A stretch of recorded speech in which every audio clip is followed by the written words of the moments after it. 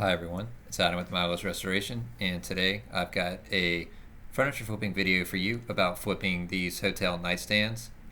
And I'm also going to be doing a quick review on PPG Breakthrough. And basically, I've been having some issues kind of sourcing good quality paint near me. Uh, something that had a fast dry time, but also allowed me to get a good quality finish. So I wanted to try a new product, and I did. On this, I tried PPG Breakthrough, and I'd say that I was pretty surprisingly impressed with the results. As a spoiler, but anyway, we'll see more of that later. So the first thing I did was I took all the hardware off of this nightstand set, and I removed that metal strip on the bottom there because that really doesn't serve any purpose now.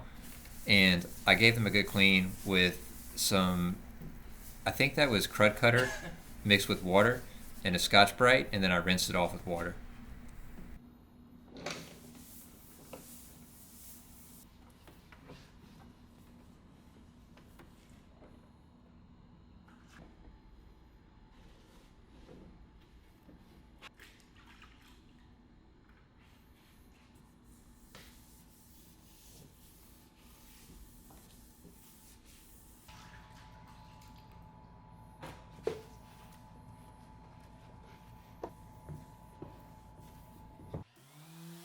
So you'll see me using a lot of different sanders and a lot of different sanding methods, and it's hard to give like a one size fits all approach. But I would say that if I had to buy one sander for furniture flipping, it would be a Serve Prep sander, and it would be the 3x4 uh, Electric Ray, I believe that it's called. And yeah, that would just, I just get some firm paper for it. You could use the same kind of paper as I'm using on the Smurka. But yeah, if I had to buy one sander, that would be the one that I would buy.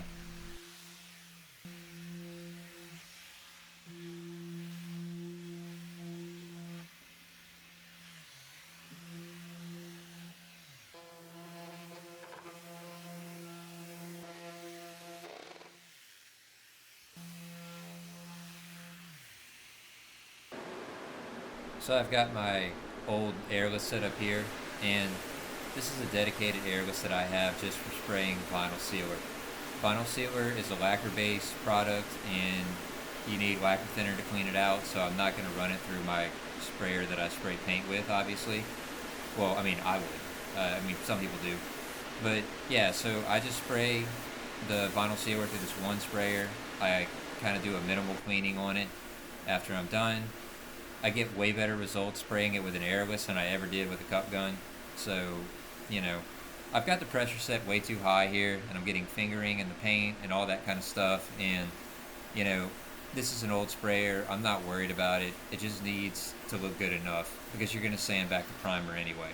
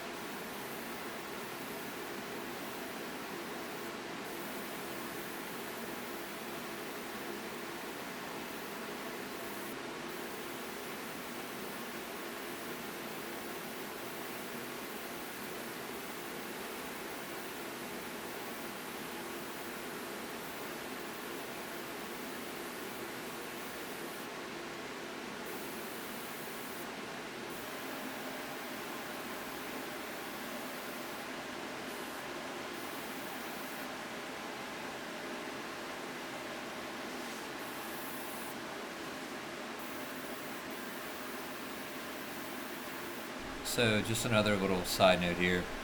I have a different fume extractor that I use for spraying vinyl sealer. The reason is because vinyl sealer is flammable and you don't want to be using just a regular fan with that. I use a protected switch specialty like fume extractor, and yeah, I'll switch over to my box fans whenever I'm using water based. So yeah, now I'm going to be sanding all this, and I really want to test this paint out, so I'm just going to do one coat of primer. I'll do one coat of vinyl sealer on everything and sand it back. I'm using a Surf Prep Superfine, but I'm using a firm pad, that way I can kind of sand for flatness. And yeah, I'm just going to, try and do one coat. It's probably not a good practice for lacquers, but for this particular kind of paint, it kind of advertises itself as having really good adhesion and stuff, so I'll try it out.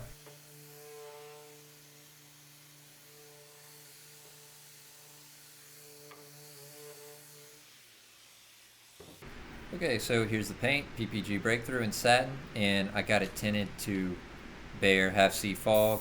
Just something of note here, it's about $50 a gallon, which I consider pretty cheap, and it is available in a lot of different bases, although most hardware stores and large box stores like Home Depot are not going to carry very many bases.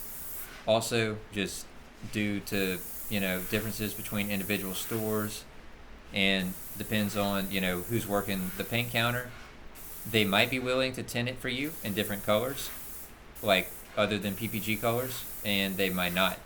The first store that I went to, they would tint it with PPG and Behr colors, but the second store that I went to, they wouldn't tint the Breakthrough with a Behr color. So I don't know. It just depends on the store, and that's kind of one benefit of going to Sherwin-Williams or Benjamin Moore. You get a little bit better customer service and a little bit more consistency with products. But $50 for a gallon of paint. Home Depot is right down the road, and I've been having some issues getting the materials that I need just because of the amount of drive time that I have to go, to get water-based lacquer and stuff like that. So it might work for a little while.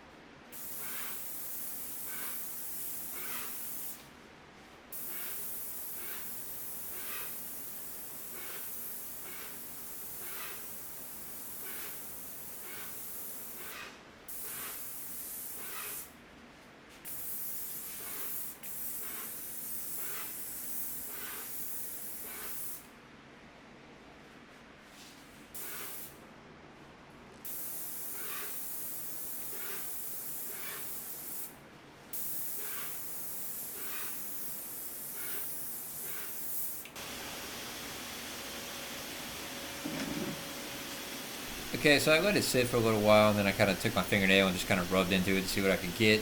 Obviously, I get a little bit of kind of sheen mess up, but that's to be expected. It hasn't been sitting for very long.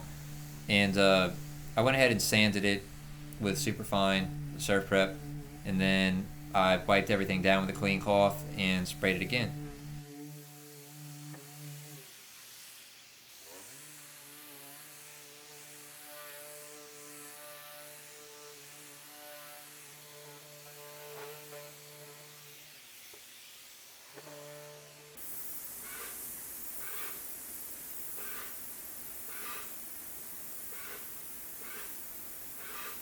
I'm a lot more careful when I spray my second coat.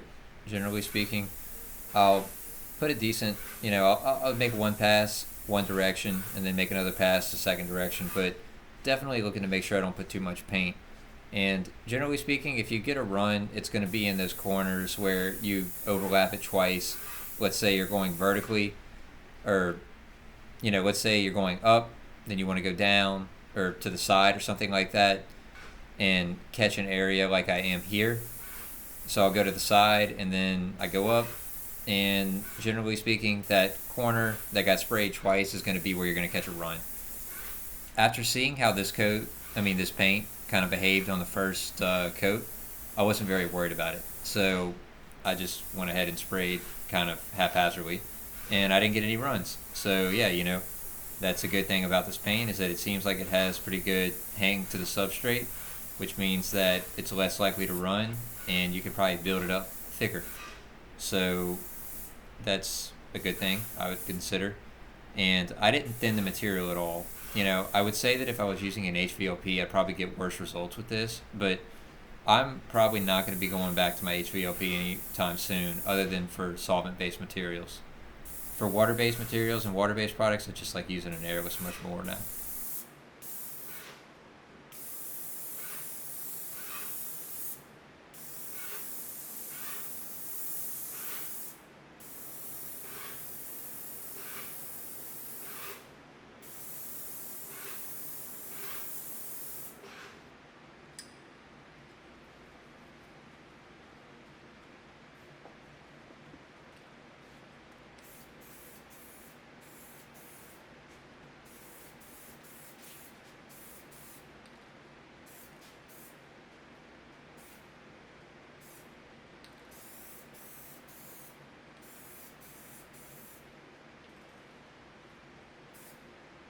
So I got the hardware cleaned off with some alcohol, spray painted them with some vintage gold by Behr, and then I put the drawer pulls and the drawer slides back on and got everything ready to go.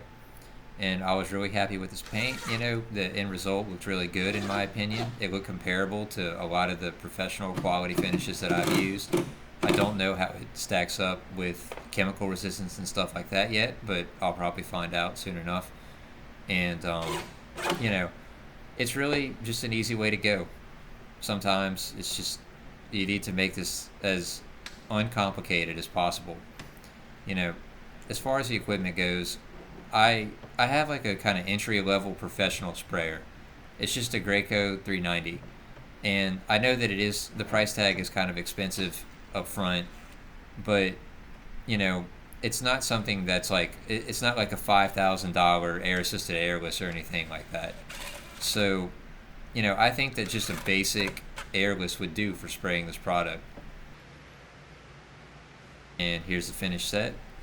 And thanks for watching. Please subscribe if you want to see more content like this.